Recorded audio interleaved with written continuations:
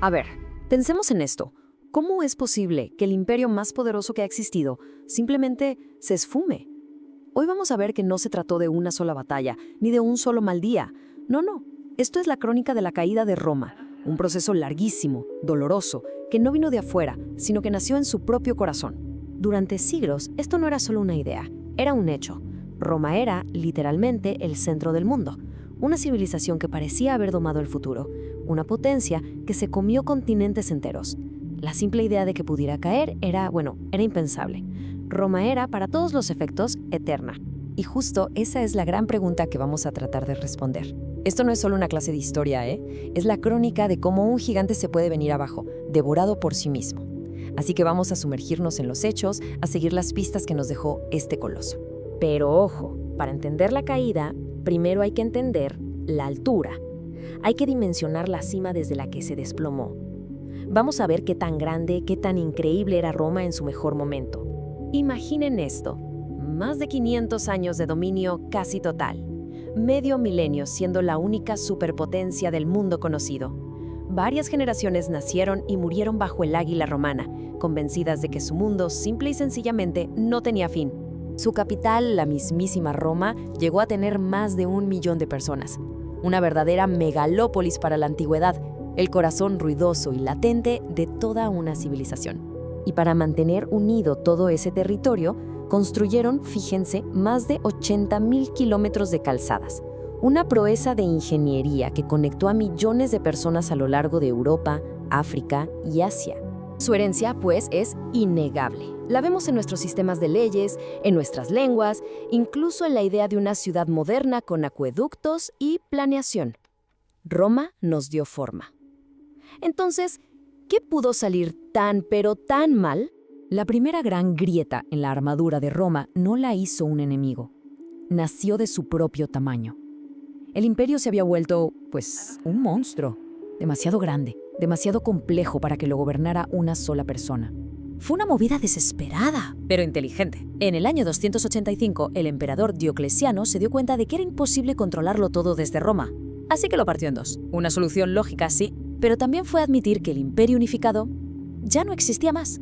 Y los destinos de cada mitad no pudieron ser más distintos. Como vemos aquí, mientras el Imperio de Oriente, con su nueva capital en Constantinopla, siguió adelante por otros 1000 años, el de Occidente, el original, el de Roma, ese empezó una caída libre. Es la historia de ese colapso la que vamos a desentrañar. Y aquí es donde empieza la verdadera tragedia. Porque a Roma no la conquistaron, se consumió.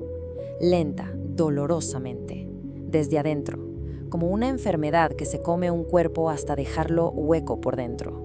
Esta enfermedad que acabó con Roma tuvo 3 síntomas principales, 3 fallas internas que se fueron alimentando una a la otra, arrastrando al imperio poco a poco hacia el precipicio. El primero, la corrupción política. El liderazgo era un caos. Ser emperador dejó de ser un honor y se convirtió básicamente en una sentencia de muerte. Hubo años con 4 hasta 5 emperadores, uno tras otro asesinando al anterior. Sin nadie al timón, el gran barco del imperio quedó a la deriva. El segundo síntoma, la crisis económica. Defender fronteras tan gigantescas costaba una fortuna. El resultado, impuestos que ahogaban a la gente, una inflación brutal que hacía que el dinero no valiera nada y una moneda cada vez más devaluada. Además, su economía dependía totalmente de los esclavos, y cuando las conquistas se detuvieron, la fuente de esclavos se secó y todo se paralizó. Y esta crisis económica envenenó lo que antes era el orgullo de Roma, su ejército. El tercer síntoma, las famosas legiones se transformaron. En lugar de ciudadanos romanos leales, se empezaron a llenar de mercenarios extranjeros. Su lealtad no era a Roma, era al que mejor pagara. Así, la defensa del imperio quedó en manos de gente que no sentía nada por él. Con el imperio ya podrido por dentro, totalmente vulnerable, fue cuando llegaron los problemas de afuera. Ojo, no fueron la causa de la caída, fueron más bien el empujón final a un edificio que ya se estaba cayendo a pedazos. Esta línea del tiempo muestra cómo todo se precipitó al final. La división en el 285 fue el primer paso, sí, pero el saqueo de Roma en el 410, ese fue el punto de no retorno. A partir de ahí, los golpes fueron uno tras otro, hasta que en el 476, la figura del emperador en Occidente simplemente desapareció. El verdadero daño de ese saqueo no fue a los edificios, fue a la idea misma de Roma. Hay que imaginar el impacto. Durante 800 años nadie había podido tomar la ciudad eterna. Cuando los visigodos lo lograron, el mito de que Roma era invencible se hizo pedazos, para siempre. Entonces, ¿qué nos deja todo esto? La caída de Roma no es solo un chisme histórico, es una lección, una advertencia que sigue resonando hasta nuestros días.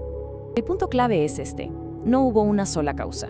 Fue una muerte por 1000 cortes, la tormenta perfecta, una mezcla fatal de problemas internos con presiones externas que, a lo largo de los siglos, desangraron al imperio hasta dejarlo sin vida. Y esta es la gran lección, la que no caduca. Los imperios, por lo general, no caen por la fuerza de sus enemigos, caen por sus propias debilidades. La amenaza más grande para Roma no estaba afuera de sus fronteras, creció en sus palacios, en sus mercados, en el corazón de su propia gente. Las tribus que finalmente derrocaron al último emperador no vencieron a la Roma poderosa de sus grandes días, no. Simplemente le dieron el tiro de gracia a un gigante que por dentro ya estaba hueco, débil y agonizando. Y quizá la reflexión final es esta: Roma no cayó en el 476. Roma cayó el día que dejó de ser Roma. El fin no fue una derrota militar, fue la lenta erosión de los valores, la disciplina y la unidad que le hicieron grande en primer lugar. Y eso nos deja una pregunta que sigue vigente: ¿qué es lo que de verdad mantiene unida a una gran civilización?